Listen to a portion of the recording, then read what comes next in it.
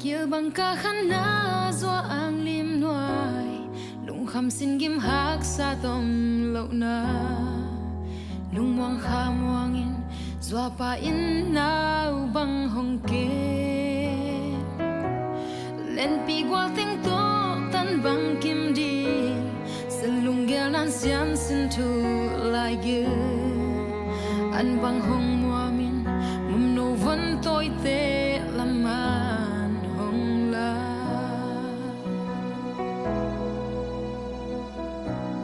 và bằng pilin gwal tung tuan na di lung mo van toi te lam bang nong pi se sum na thua kim ki sam se sum lam bang zong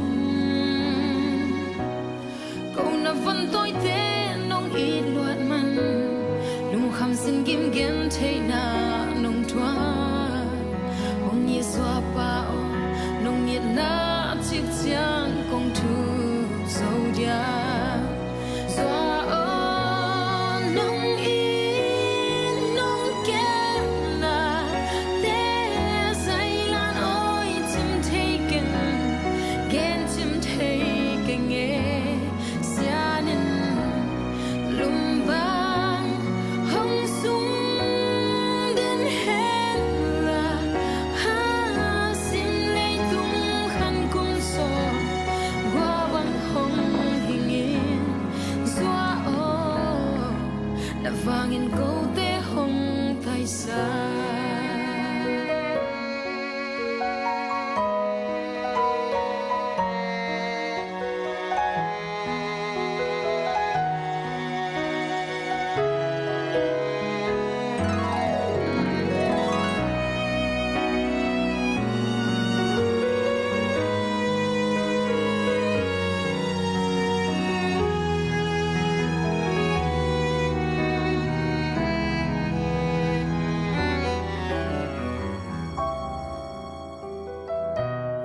và bằng pilin gwal tung tuan na di lung mo van toi te lam bang nong pi se sum na thua gin ki sam se sum lam bang zong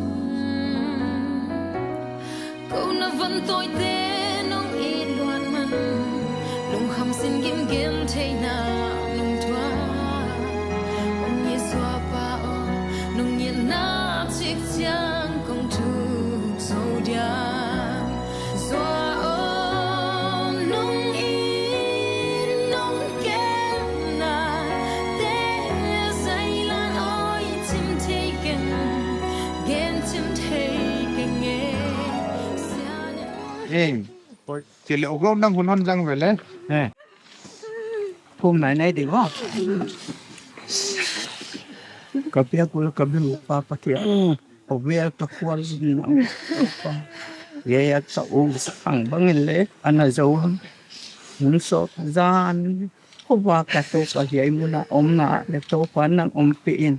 Ko in mo ka kipan he ka u luang ilam wag din ka tisawa. Tố pa nang honom pian kahi di bang kimo namin kasi na ay ti na ding le kapay na bang kimo kahi ding tingo to pa nang mamin sa sinay ti na dingin nang honpin kamao hon kain chin na he pinangen kong tumay iya ka na wa ka kipa ko ka buy kiu to Wala. kia bằng ca khăn na do ang lim noai lung kham sin gim hak sa tom lo na lung muang kha muang in do pa in nau bang hong ke len pi gwal teng to tan bang kim di sen lung gel nan sian sin tu lai ge an bang hong muamin mum no van toi te laman hong la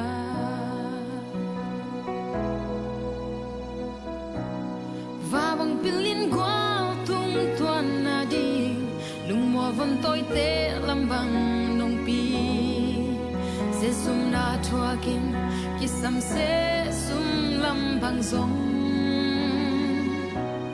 câu na van toi te nong i luat man lung kham sin gim gen the na nong thua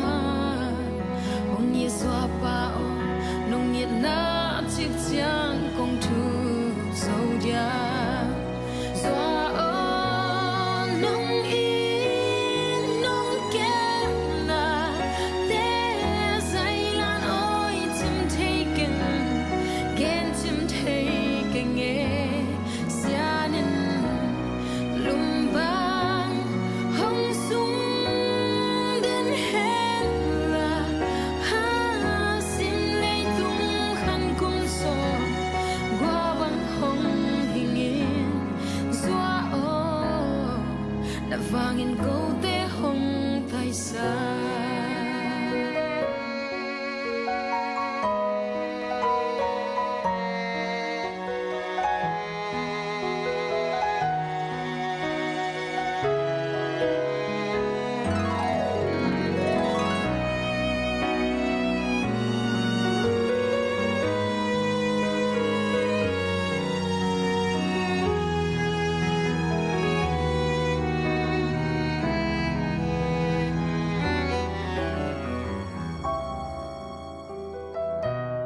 Và bằng tiếng liên qua tung tuần na đi đừng mò vẫn tôi tế làm bằng nông pi sẽ sum na thua again khi sam sẽ sum làm bằng giống câu na vẫn tôi tế nông y loạn man lùng khăm xin kim kim thế na nông thua ông nhẹ xóa pa nông nhẹ na chiếc chang công thu sâu đậm xóa nông in nông kem na để dây lan oi chim thấy kinh ghen chim thấy kinh nghe xa nhân lùng băng hồng xuân đến hết là hao xin lấy tung khăn cung sầu qua băng hồng hình in xóa đã vang in câu tế hồng tại xa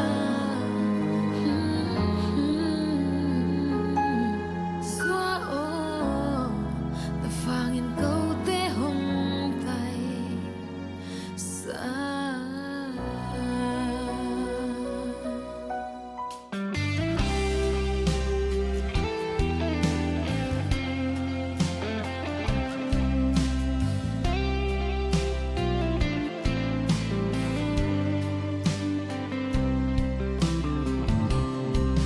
Vang sel man hia bang do ai hia sen si lai in tu nu it sunin upa te thu gen po hiai bang gen hi pa te sang mu te to taga nuam zo Thianin ama hoa in hiai tan pia có sang na tung ding pa thian hoi na ka pha thi dam sung him na sao le pia in to pa na kho tua na te lungin ngin kei in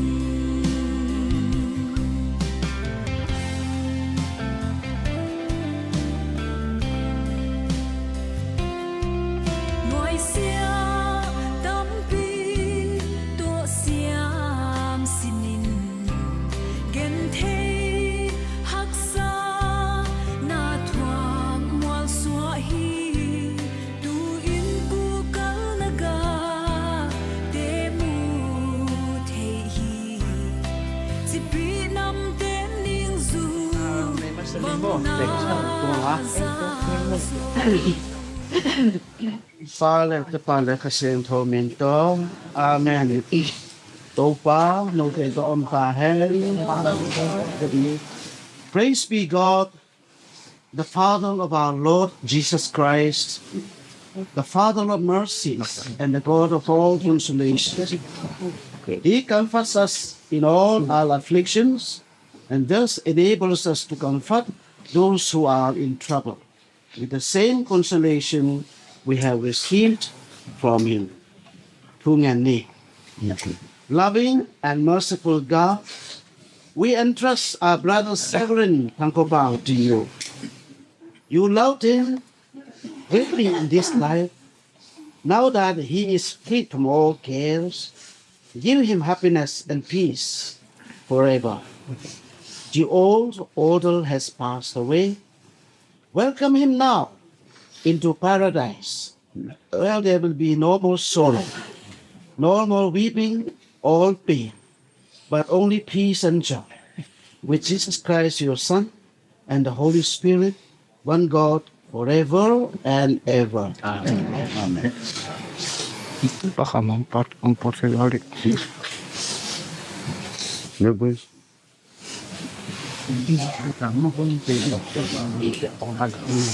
Our Father, who art in heaven, hallowed be thy name. Thy kingdom come, thy will be done, on earth as it is in heaven. Give us this day our daily bread, and forgive us our trespasses, and as we forgive those who trespass against us.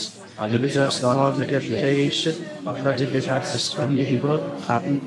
วันนี้เสียงบางกิมบอกเองตัวมาประสิทธิ์ทุกอันดูอัตุเตติดูละมาเสียดูมาเนี่ย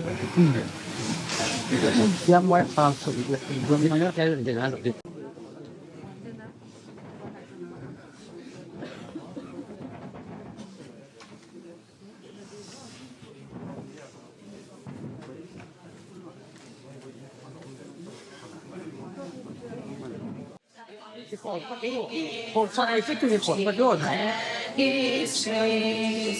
In the master, I am master.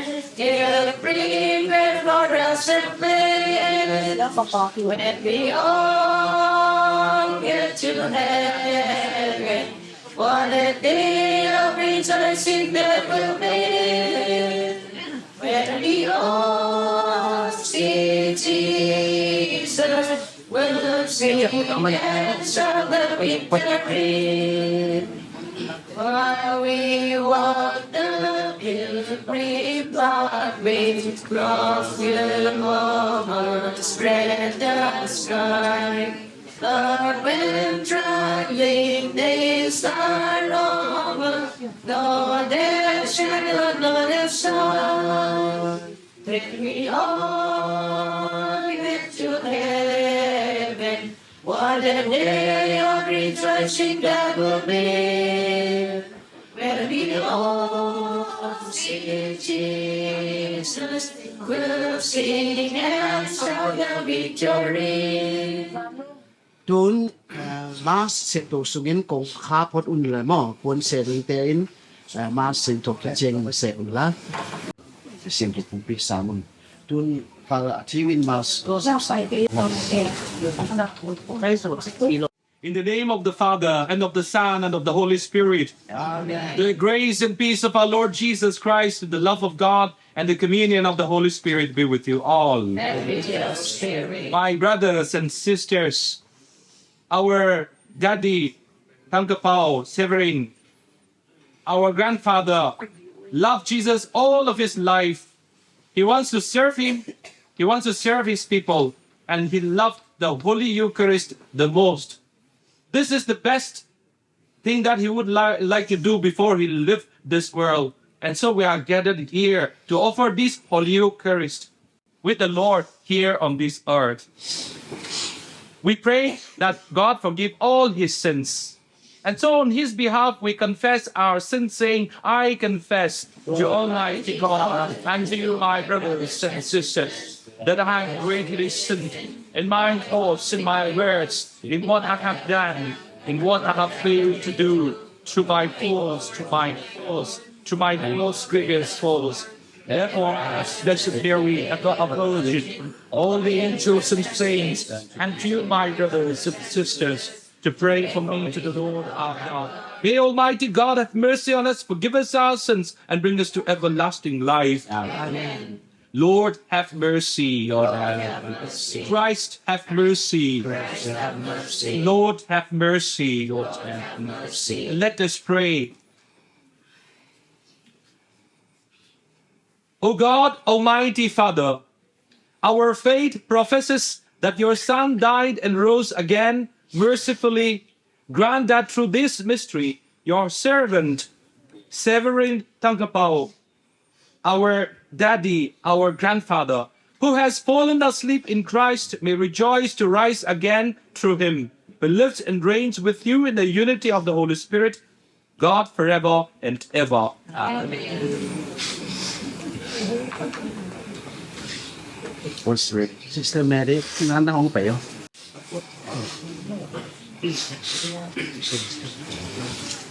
It's a response to responding. You will speak here. Manggana. Instead. Okay. Reading from the book. Thus says the Lord God, behold, I send my messenger, and he will prepare the way before me. And the Lord whom you seek will suddenly come to his temple, and the messenger of the covenant in whom you delight, behold, he is coming, says the Lord of hosts. But who can endure the great days of his coming? And who can stand when he appears? For he is like a refiner's fire, and like a fuller's gas. He will sit as a refiner and purifier of silver. And he will purify the sons of Levi and refine them like gold and silver. And they will bring offerings in righteousness to the Lord. And then the offering of Judah and Jerusalem will be pleasing to the Lord as in the days of old and as in the former years. Behold, I will send you Elijah the prophet before the great and awesome day of the Lord comes, and he will drown the hearts of mothers to their children and the hearts of children to their fathers. Yes, I come and strike the land with a decree of destruction, the wall of children. Spirit of God. On the stormy days, I say, I got star whisper light to get the spirit and happy land where my possessions lie. We were dressed in the fair and happy land. There's a cross on the evergreen shore. Oh, sing the song of Moses and the Lamb by and by, and the way Jesus evermore. Gospel application.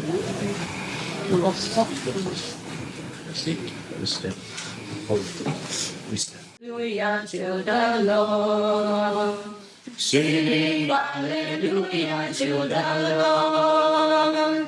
Sing hallelujah. Sing hallelujah. Sing hallelujah to the Lord. I am the resurrection and the life, says the Lord. Everyone who lives and believes in me shall never die.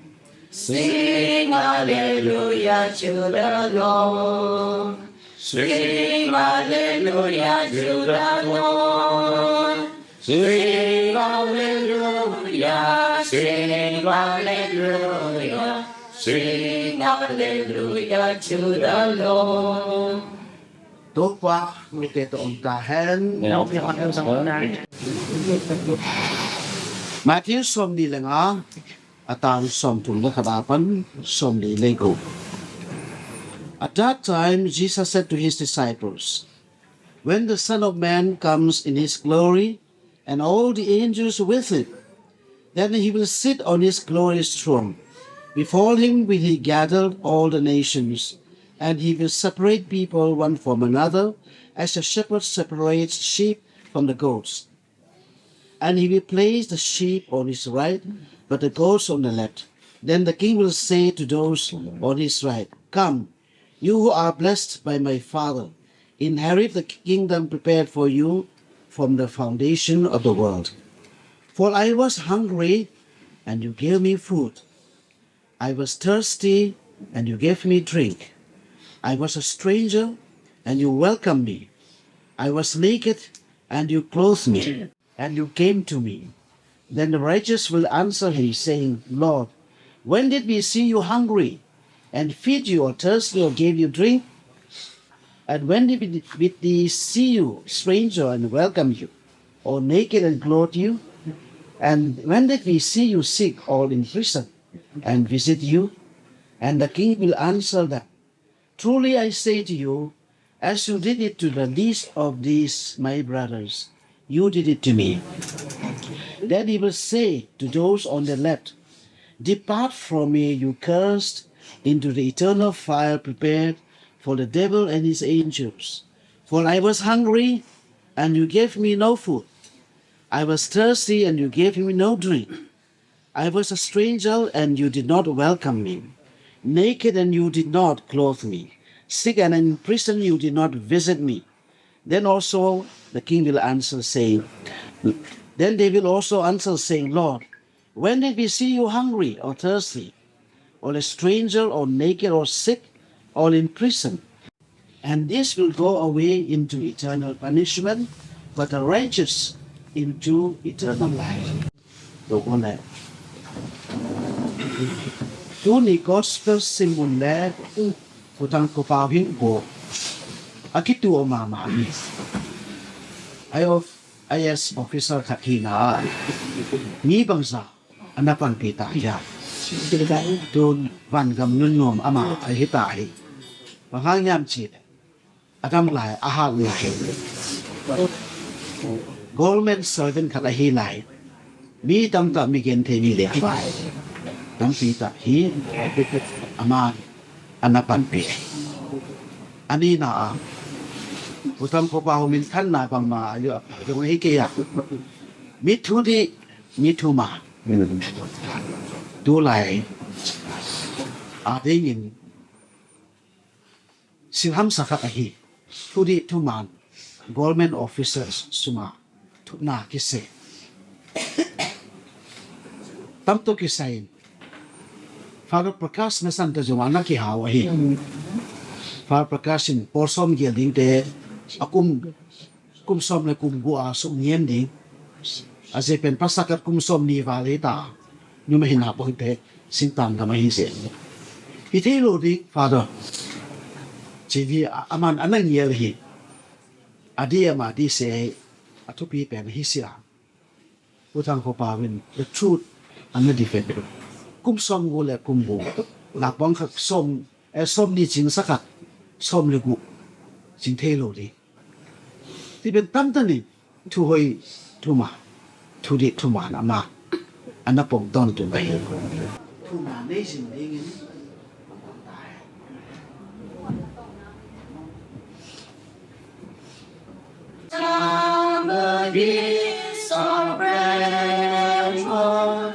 That we are set free of burden, returning is already done. You've been answered here with you, a perfect sacrifice of love. You render God, I worship you. For the grace and glory of His name, As we humbly present to you these sacrificial offerings, O Lord, for the salvation of your servant Severin THANGKHOPAO, we beseech your mercy that he who did not doubt your Son to be a loving Savior may find in him a merciful judge who lives and reigns forever and ever. Amen. The Lord be with you. And with your spirit. And lift up your hearts. Let us give thanks to the Lord our God. It is right and just. It is truly right and just, our duty and our salvation, always and everywhere to give you thanks, Lord, Holy Father, Almighty and Eternal God, through Christ our Lord.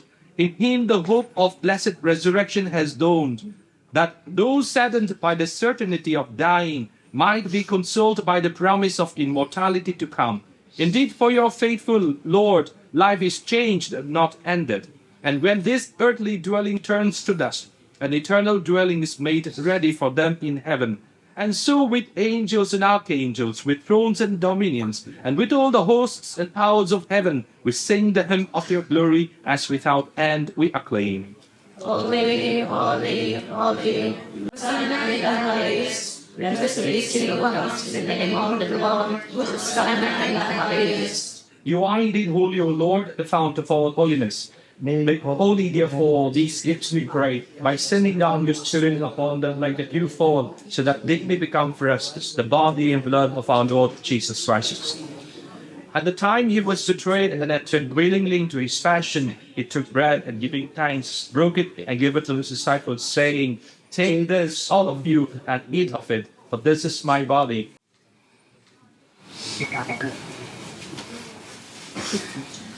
In a similar way, when supper was ended, he took the chalice, and once more giving thanks, he gave it to his disciples, saying, "Take this, all of you, and drink from it, for this is the chalice of my blood, the blood of the new and eternal covenant, which will be poured out for you and for many, for the forgiveness of sins. Do this in memory of me."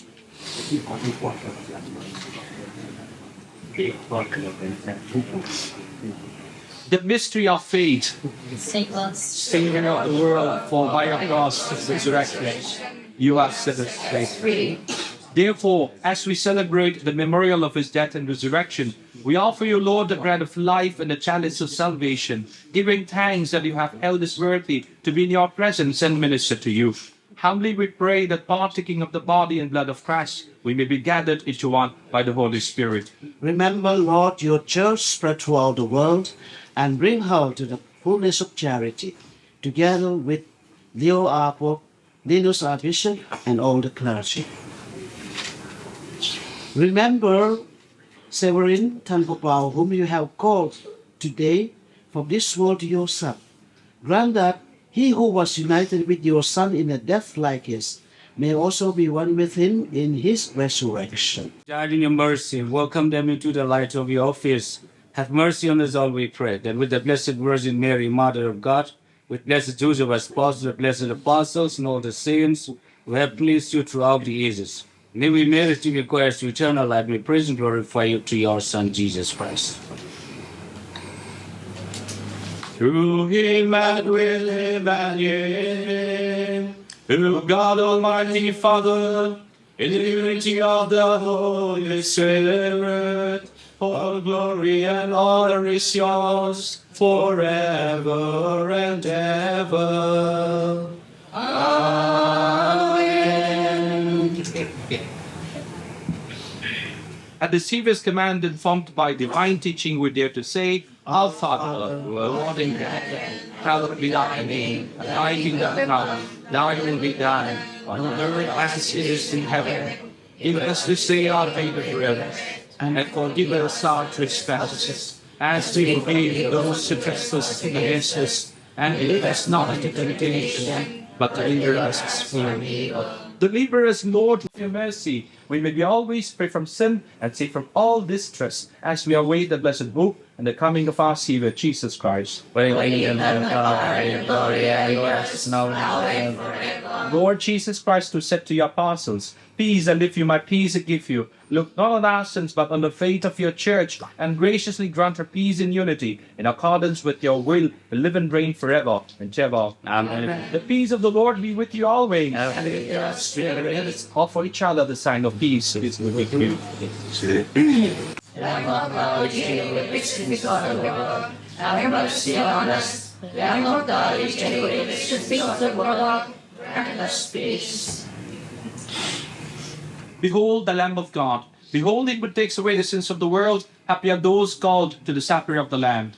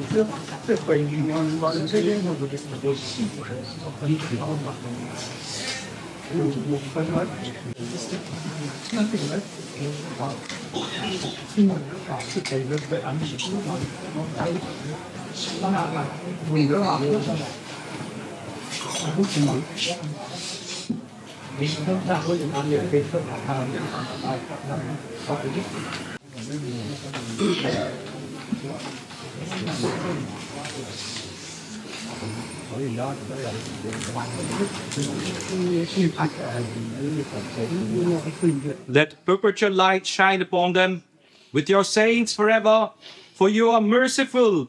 Eternal rest grant unto them, O Lord, and let perpetual light shine upon them with your saints forever, for you are merciful.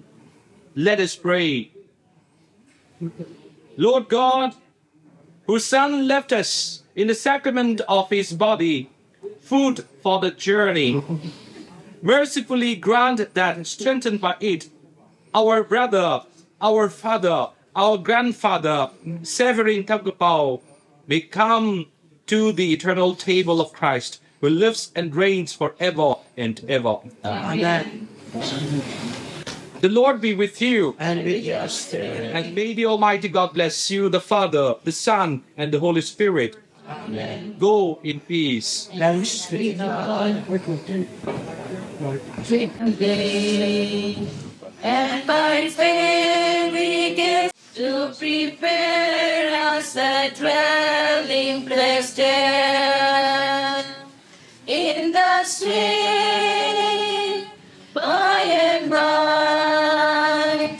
We shall meet on the beautiful shore in the street by and by. We shall be on the beautiful shore, and our spirits shall sorrow no more, nor is time for the blessing of rest. We shall be on the beautiful shore, in the stream by and by. We shall be on the beautiful shore. Vâng lấy xem đang kịp bò thế. Cố tế hin khuang tuần na tố papa sian. Du nên khuain. Van gama poi akimanga hi. Và hang yam chi lệ. Van gam tung đi ngan siam sa. Natapa. Severin THANGKHOPAO in. Lấy tung anu si a siam pa gam azom ni a hi a. Du ni in. Van gam poi pi man ni a hi. Ahin papa siano. Go azira tate. Lomli golte farote siselte. Ama sunding ang konte. Kada kakap ng layo hin. Papa siano. Go ka nate. Hong sangin. Katugin nate hong sangin na. Natapa ang papa. Van gap nununwa nang matok natapa Jesu to. Kasil to to. Van so sing to te to. Lale. Van sin to ang nil din to. Navay to din la. Amahi. Kote a hadingin. Tuong netsa. In nasimin na. Kote hituilon na te zong nasangin. Hamon na te. Hong piin sin katopao.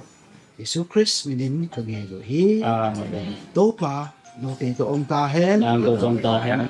Ni sim bangkin bo te to pa pasing to pam katawen. Palit pasing to biso. Amen. Kung apa na vai sumiten no sa puitik. 阿三咁邊發還講局乜實我哋呢度麼？嘢送啊咁邊阿三咁邊佢哋我定定啲局發到麼？佢哋就發到嘅佢哋哦，譬如那阿三啊咩啊？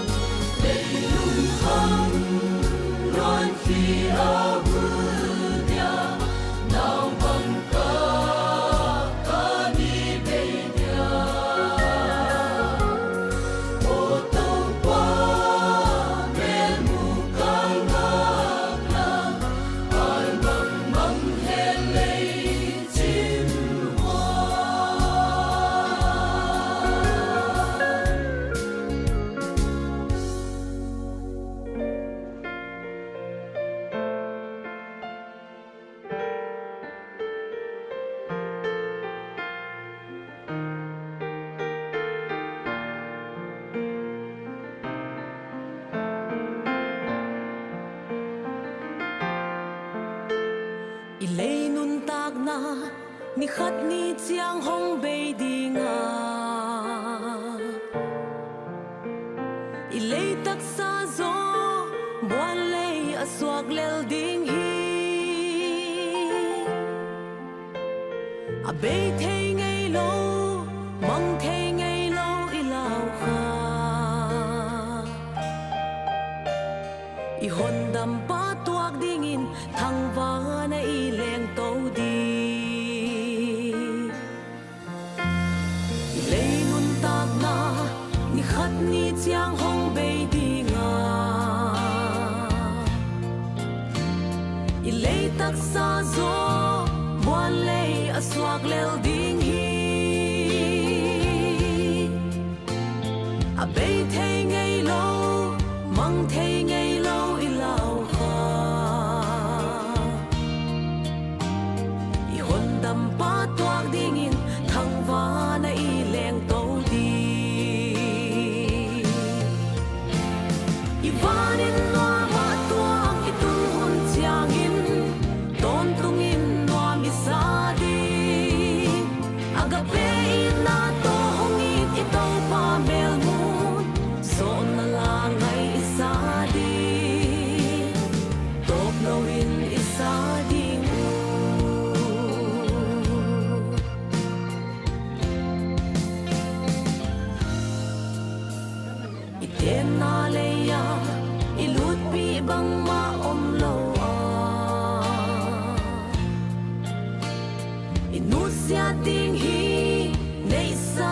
lam sa khem peo i lei thu pi nan van tung nga mun anei lo khuta bo lo kham khopi to pan abo sa om hi ivanin wa ma tuang itun hun chiang in don tung in wa mi sa di agape na to hongi ito pa mel mun so na la ngai isa di top no in isa di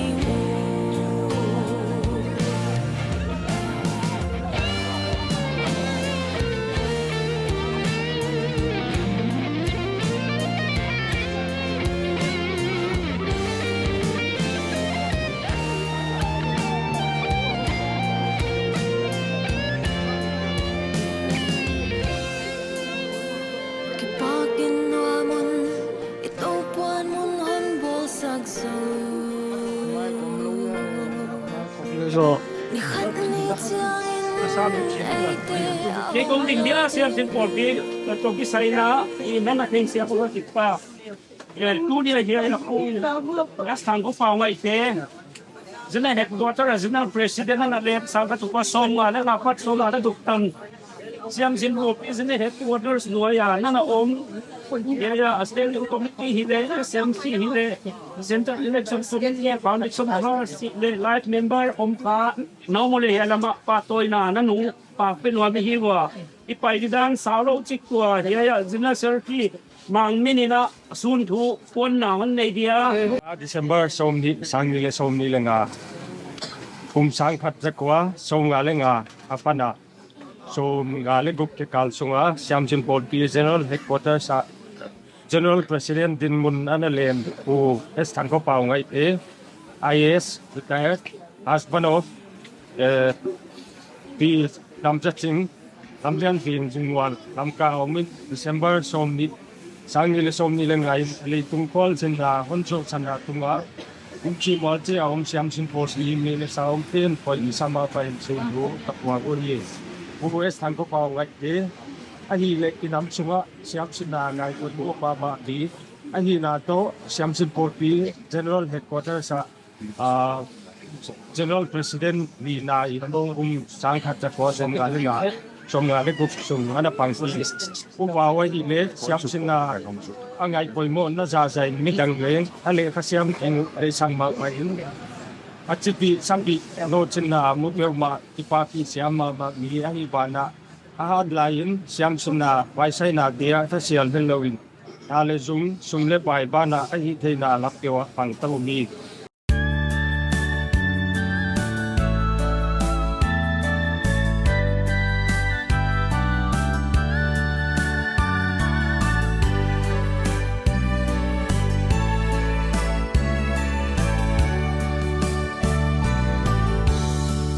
Swanun nemo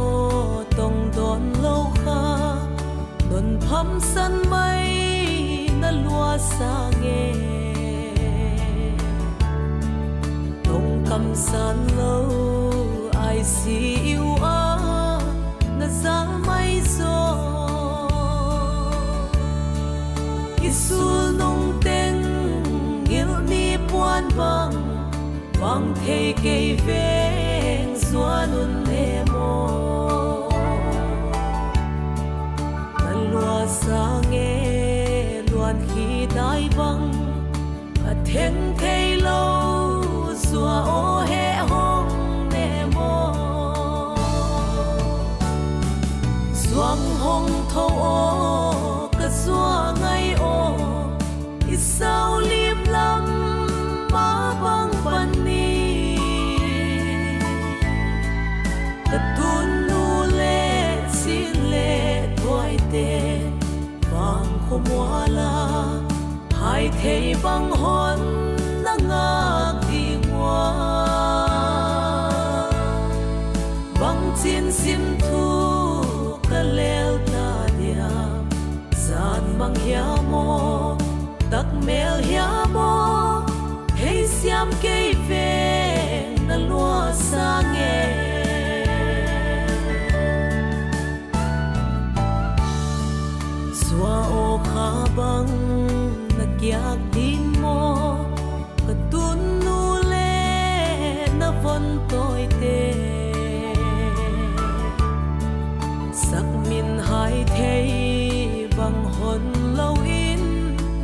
hôn câu tia hi dòng tông hôn dong ding om lâu na lúa sa nghe cái xua ngày ô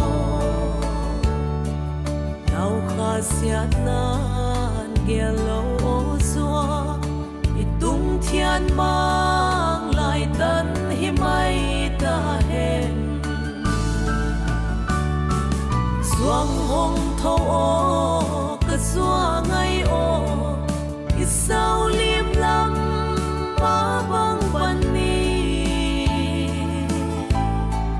cái tuôn nu lệ xin lệ gọi tên vang không mua la hai thế băng Tian mang kimi the kaheu tu masa kain mau pu thangkhopa ngaihte na honom lo sanina tunina luang akyang na kunindang dingin kakisawa yauna siam sin porpin kasun wa siam sin porpia dingina ahi thena zaina nakisangin sangkasakwa som ngale som ngale gopina General President na panga to pa kahit mawa to pa tuniin kahit hay kay male ama kakhakyang na wa ina apay kom thay za life member te hitale heutu to pa tuniin ama suno nga siyam simple pi na honompia ng kaya tunitan nina to pa polpi talsuante de ram tari ja tulen na champi pa dupam tunagri nakamuan na navakamuan na ito pa ompiin makaila ama omlaw na nung lato pa omhaw lemang banga omlaw dingin ng amaute ompiin kitwa pigigile sinsin kontum sa kahi ninto pa o nang takina ya tungton ng tupina ang tangin la wanto pa yaya pa ikomte ay tungton na ataka kit sending kingay na sumasaw ay pupaw nang ompiin tau pa kamuangin tol dami na tau pa paihela anunsya insung mitire tau pa siam sin mihem peute ama sulunga ong bein ong makaiton tungle chin nakut hatang kikem sakin kahon nampay to Jesu Christ bin gong kum hi amen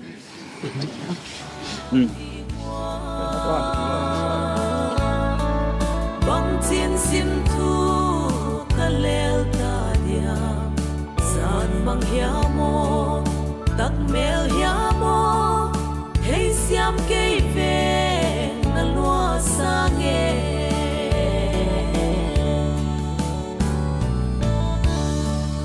na sak mel le na tong kam ne na von tôi te se lung la ya chik le ngil ni tuang tum xóa ngày ô thăng van sang văn hong thum sắc cô lao kha se lung muan na dingin mai teng kim na thian mang sia nga don bang ki tuak ta ni ka xóa ngày ô Xuang hong thô ô cả xua ngày ô ít sao liêm lắm má băng văn ni cả tuôn nu lệ xin lệ gọi tên vang không mua la hai thầy băng hôn na ngạc kỳ hoa băng chiến xin thu kalel ta dia san mang hiamo tak mel hiamo hey siam kei ve na lua sa nghe san mang hiamo tak mel hiamo hey siam kei ve na lua sa nghe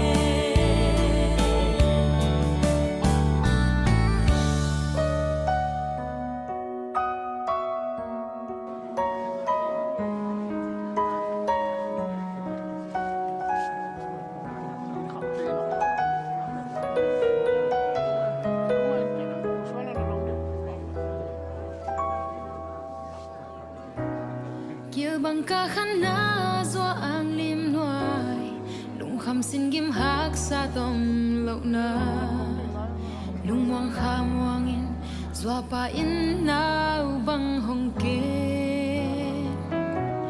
len pi gwal teng to tan bang kim di sen lung gel nan sian sin tu lai ge an bang hong muamin mum no van toi te lam man hong la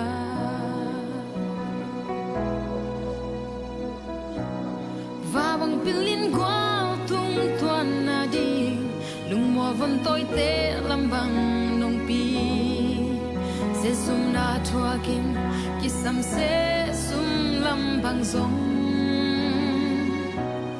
ko na van toi te nong i luat man lung kham sin kim gen the na nong thua hong ye swa pa o nong ye na chik chiang kong thu so dia swa o nong i nong ke na te sai lan oi chim taken gen chim taken e sianin lum bang hong sum den hen la ha sim lei tung khan kum so gwa bang hong hingin swa o na vangin go te hong tai sa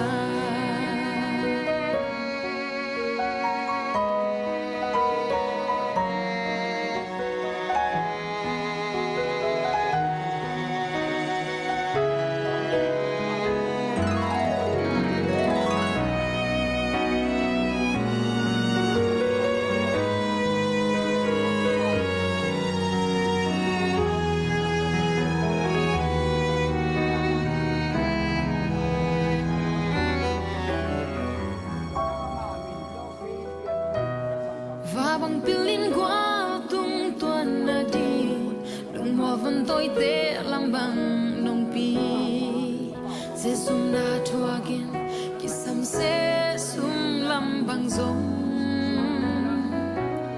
câu na văn tôi te nong i luan man lung kham sin gim gen the na nong thua ong ye swa pa o nong ye na chik chiang kong thu so dia so o nong i nong ke na te sai lan oi chim taken gen chim taken e sianin lum bang hong sum den hen la ha sim lei tung khan kum so gwa bang hong hing in swa o na fangin go te hong tai sa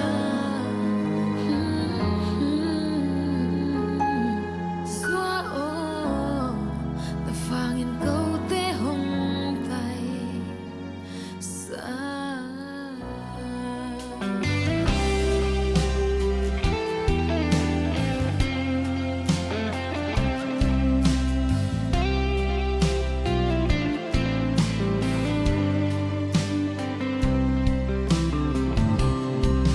vang sel man hia bang do ai hia sen si lai in tu nu it sunin upa te thu gen po hiai bang gen hi pa te sang mu te to taga nuam zo chia đến ama hoa in hiai tan pia có sang na tung ding pa thian hoi na ka pha thi dam sung him na sao le pia in to pa na kho tua na te lungin ngil kei in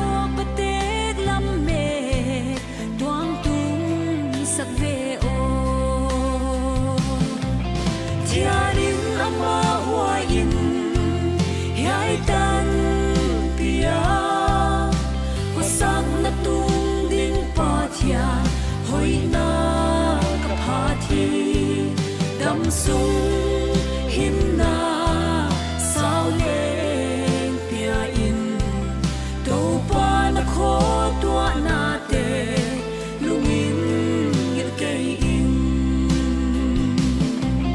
chia đình ama hoa in hai tan pia hoa sắc na tung ding pa thia hoi na ka pha thi dam sung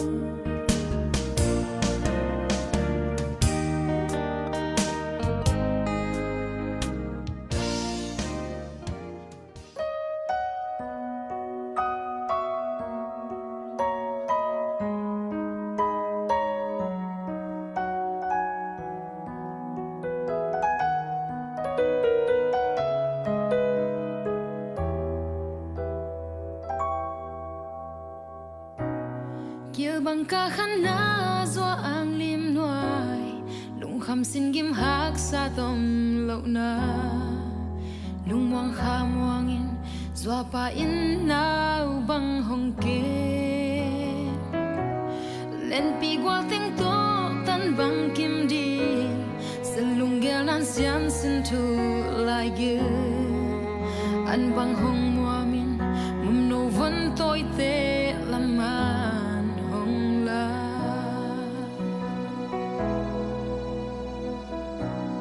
va bang pilin gwal tung tuan na di lung mo van toi te lam bang nong pi se sum na thua kim ki sam se sum lam bang zong ko na van toi te nong i luat man lung kham sin gim gen the na nong thua hong ye swa pa o nong ye na chik chiang kong thu so dia swa o nong i nong ken na te sai lan oi tim taken gen tim taken e sianin lum bang hong sung den hen la ha sim lei tung khan kum so gwa bang hong hing in zwa o na vangin go te hong thai sa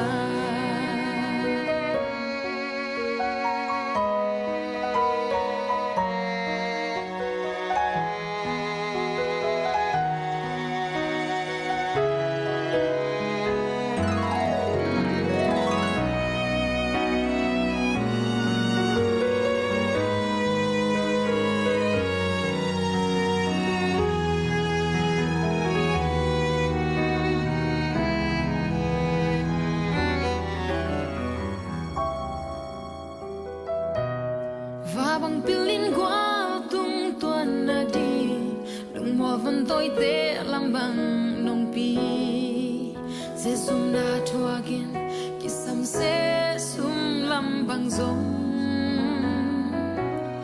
ko na van toi te nong i luan man lung kham sin gim gem the na nong thua ong ye swa pa o nong ye na chik chiang kong thu so dia so o nong i nong ken na te sai lan oi tim taken gen tim taken e sianin lum bang hong sum den hen la ha sim lei tung khan kum so gwa bang hong hing in zwa o na fangin go te hong tai sa zwa o na fangin go te hong tai sa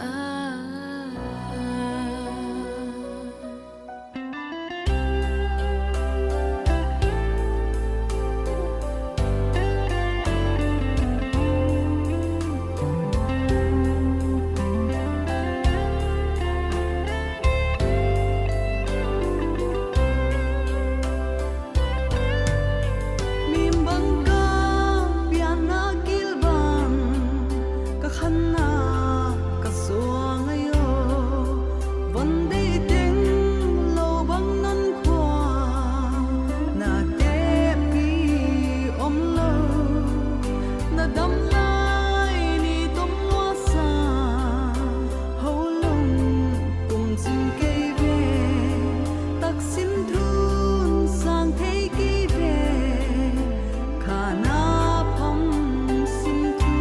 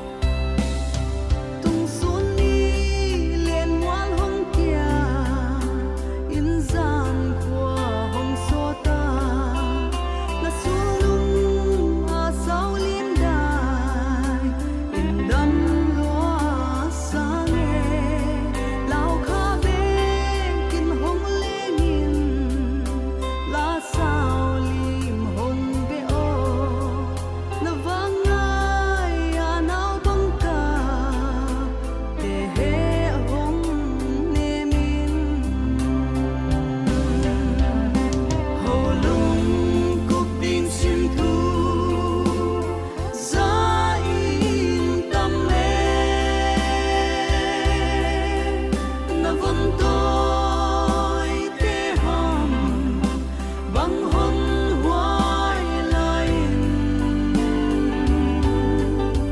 riêng vài hôm tình ban in sang loa nghe xóa ngày ô riêng vài hôm tin xoang công thâu in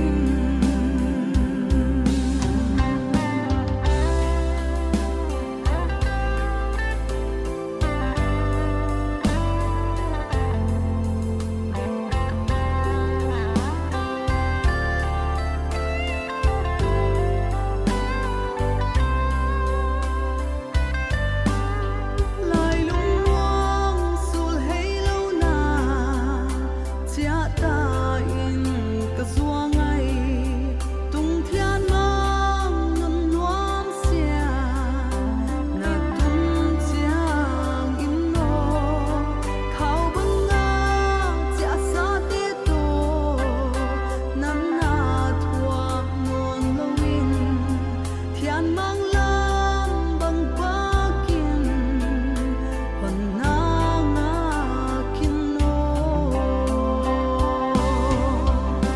hầu lung cúp tiếng xiên thu giá in tam mê là vẫn tôi thế hòm bằng hôn hoài lại riêng vài hôm tình ban in sang loa nghe xóa ngày ô riêng vài hôm tim xoang không thâu in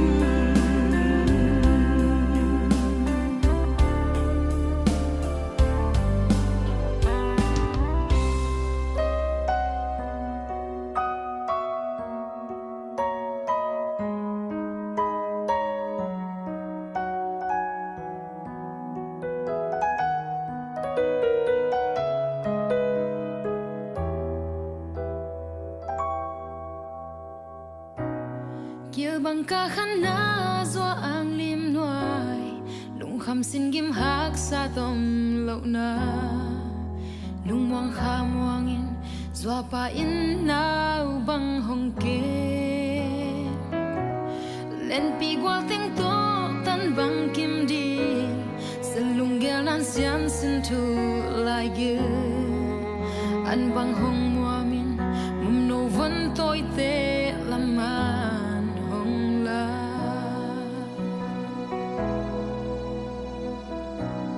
và bằng pilin gwal tung tuan na di lung mo van toi te lam bang nong pi se sum na thua kin ki sam se sum lam bang zong câu na van toi te nong i luat man lung kham sin gim gen te na nong tuan hong ye swa pa o nong ye na chik chiang kong tu so dia swa o nong in nong ken na te sai lan oi tim taken gen tim taken e sianin lum bang hong sung den hen la ha sim lei tung khan kum so gwa bang hong hingin zwa o na vangin ko te hong thai sa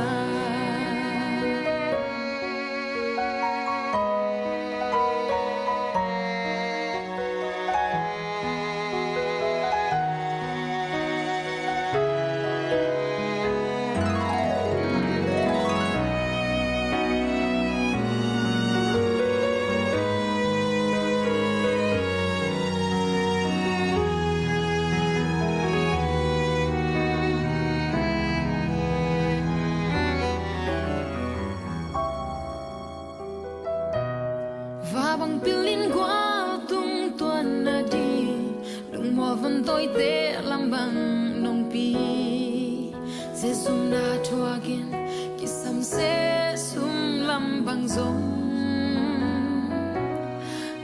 vẫn tôi thế nông ít loạn man lung kham xin kim kim thế na nung thoa ông như xóa bao nung nhiên na chiếc giang công thuộc sâu điang xóa nung in nung kem na thế say lan oi chim thế kinh gen chim thế kinh nghe xa nên lung băng hong sung đến hết là hao xin lấy tung khăn cung sơ qua băng hồng hình in xóa ô ta phang in câu tế hồng tay xa xóa ô ta phang in câu tế hồng tay xa.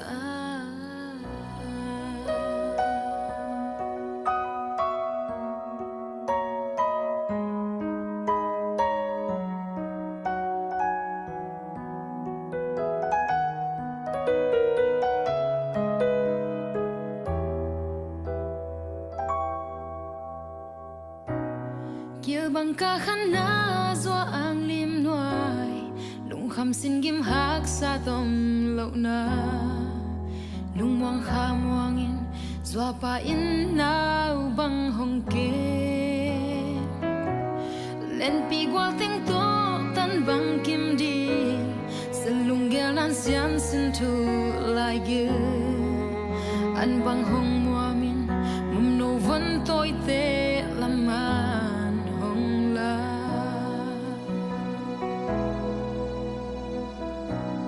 và bằng pin liên qua tung tuan na đi lung mua van toi te lam bang nong pi se sum na thua kim ki sam se sum lam bang zong câu na van tôi thế nông ít loạn man lung kham xin kim gen thế na nông thoa hong như xóa bao nông nhiệt na chiếc giang công thu sâu dia xóa ô nông ít nông kem na thế say lan ôi chim thấy kinh gen chim thấy kinh nghe xa nên lung băng hong sung đến hết là ha xin lấy tung khăn cung sổ qua băng hong hình yên xóa ô đã vang in câu tế hong tay xa.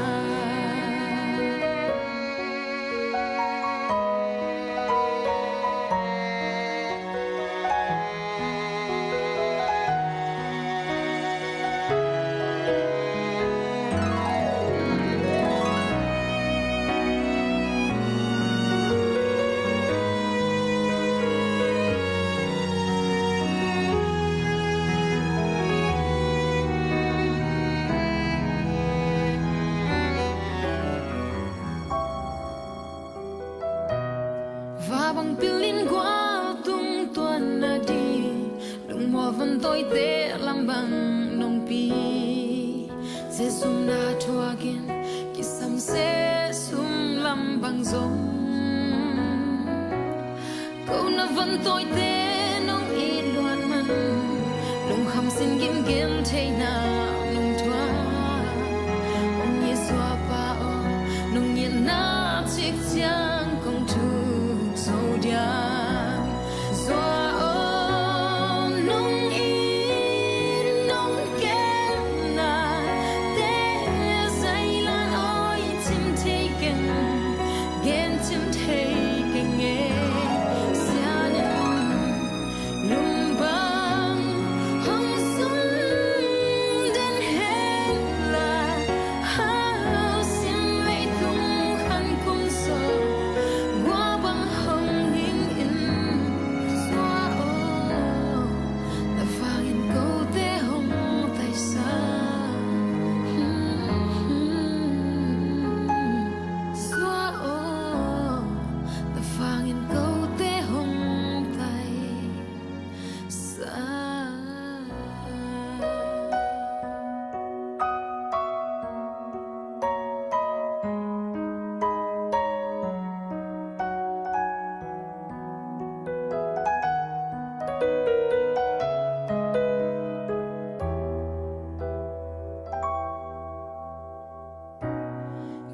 ca khăn na do ang lim nuai lung kham sin gim hak sa tom lo na lung mong kha mong in do pa in na bang hong ke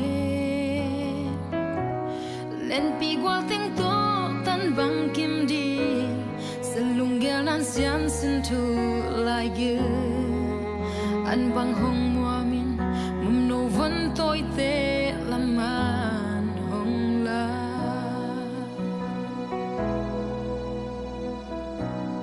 và bằng pilin qua tung tuan na đi lung mua van toi te lam bang nong pi se sum na thua kim ki sam se sum lam bang zong câu na van toi te nong ít luat man lung kham sin kim gen thế na nong thua hong ni xóa bao nong nhiệt na chiếc chiang công thu sâu dia xóa nong in nong kem na te say lan oi tim taken gen tim taken nghe sianin lum bang hong sung den hen la ha sim lei tung khan kum so gua bang hong hing in zua o na vangin câu te hong tai sa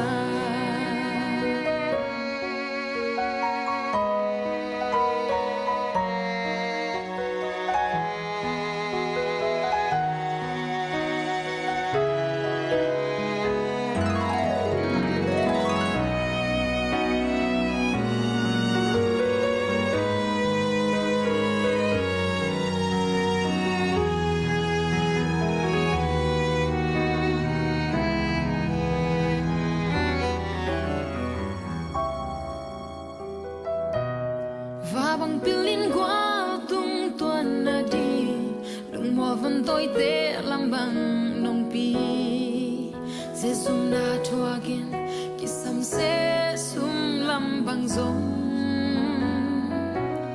câu na van toi te nong i luan man lung kham sin gim gem thế na nong thua ong ye xóa pa o nong ye na chiếc chiang công thu sâu dia xóa nong in nong kem na te say lan oi tim taken gen tim taken nghe sianin lum bang hong sung den hen la ha sim lei tung khan kum so gua bang hong hing in xóa na vangin câu te hong tai sa xóa na vangin câu te hong tai sa.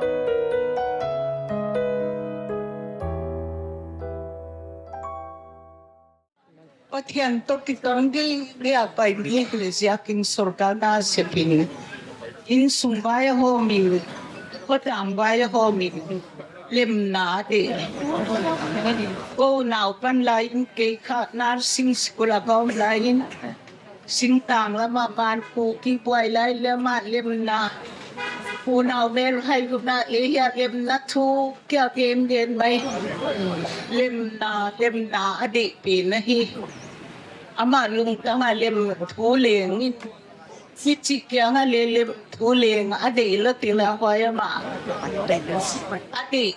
ade pen hi mai chi ka hon ge na ga hong neng nunga tu ni ya kam khan be ka pau lu di ka ut ge ya so ka na hong pen son nongin gam no Christian ho ma le wa hi na khat tangin ปันนัสตะกะลายอินดำโลเตดำนาเดียทูมิงก็สตับเตติงติงอาเดียลิมิตดูตอนทูมสกิงก็หูนาวลิกปาหินก็เดียเดียเลนทูมิงadvice วังมะไหลikang pumpia di lemang kecil ni tengah dagang apa tiang kebula kuna tumi dia hilang ke kopia tumi katong bi non kecil Jepang mai ke salapila tu ni ka aluang tu ngakang khat bi ke lo di kau lo sia kaung ding ke dia Iya po lama. itu apa mai dua hibelia ma zo hol dol double patian ni da patian ma analize uda chi din ka ginta wajia kinatu ni hi ka liam duam sima ka ut pelegen thi loi na ka de wajia tu kana sun swal dik takan ka in lo mo wajia kin ka khalap le ahal zo lo ki lima le du ni kapal du ma kam khat kam ni ka din nip nip ka uja sa din kaya do pan ama tia lam pia bol sung kwa na dia lam pia bol asip pa bol na tin zo non for to dam sana gi pa ya athum na le hiya khoi ngai lo wa i chu le buak lo wa khoi ngai lo wa si ade tel na bang banga ama be pai hia wa man suna ele ho man lo a hon be sana hia ama patian ning siang tho tak le de ka ala ka hi ama thupi na zo I thei pik wa ka ke di le ke personal taka pa advisor ka pa tu agam nom ho ho nung wa kwali bang chik ta ti chile ka ba tot pin sekini ke wajia kin ka iloma zero ken di ka ke ya dugla ko le hallelujah hallelujah hallelujah bang liat patia tu di kapana it na ya thupia go ti lama te dan sui so ke ma leung in sumbia din bele punga din lama din nakyanga tu nit nga tompe na dakal nga nakyangat naksibulakun mi katan tawa curcat pun mi tecu oh hantum saktu dia kya minakyam tamaya tunin yai sina chukamal po nau ilawa tampiaga na dile yai sina chunang mapatoy na di tahit tusun nituminhan puga kakipuilyam kanole naman konompin chiit kanu jinglia swan keting tinwadi kanit sa ton kamwan na amuna pai thelo lia na pangansilia tate on pai kiwa apai thelo agala om dele kamwan dingin o ting le ka be kon kamwan din ka hondam pa Jesu binin kon ngenai amen kipawaye denai tak lat sama bangin saptuam program hun sung hilo apolam deu dak kole langle dak som kala hun jang nuam alo thelo again nuam neite le seple bol ni nuam te adina hun hona hi chi ma bangina e information thei saknan penai lo yom kha kole helama kiswang la het lovina honun pele hon peleo chin minute som ni bang hun nei lai hi asiek dan khanongom ne de hi pu THANGKHOPAO ngaihte biodata hatan chin tom kima ki gel he amalam le anung lama dima ki gel le kha hi homin om ta munai lo atang khanai lo bang yom le kiswang la hel loina yelam le poimoi chi hi on thei sak leo chin hong ki pe pa de program hile atan chin hile kim taka akiching ma dia kisunai jiakin ya hi tom kimina taklang le i mithal lo de bang le om thei hi jiakina unaw hi som le khat ya yam ki geldani na som le khat ahiwa goya hi mili in ahonom lo santa wana atate hi mi sagi aywa waya khat inom lo sana Raitu Sister Angela Chingzamoy Roman Catholic Saptuam Sunga Franciscan Clarice Congregation Society Sister Anahi Sister Angela Tuma kumbangza hiam laya ini sun peno hi wana amin phuate hi mi somleli ahiwa atapale atanu tiapana piang tu somle khalle tu son ni amuman hi chi hi wana a Bible chang de itak lang jikdi it nine do zawa amigi a it nine ahazakeya aki sathei sam ke it na aki wang sakkeya ahu ham sam ke it nine gilo akipapi keya adik akipapi zohi it nine bangkim athuak te ya bangkim aging taa bangkim alamena bangkim athuak hezel hi chi ama Bible chang de big ahi wana ya anung lama hi accept na to kisai civil lama ai kele muntuam tuama sep na tebang leng hong kitak langa social activities a SSPP te